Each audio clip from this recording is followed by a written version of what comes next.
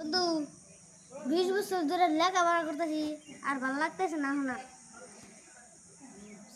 এখন আমি ভাবছি যে ডিগ্রিটা ক্লিয়ার করে বড় সড়ো একটা কোম্পানি চাকরি দেব।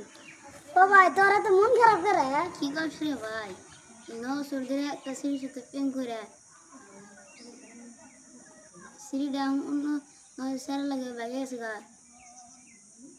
এখন মোটর নাম পাঞ্চা গেছে গা।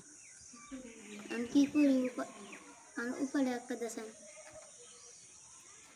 আমি একটু বুদ্ধি দিই। মাথা তার নষ্ট আছে।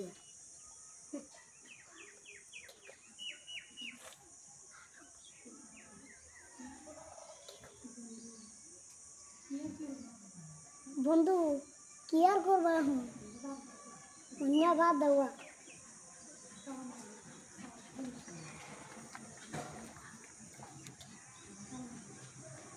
করানো না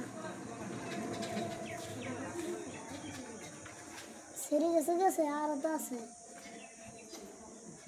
বাদ দাও।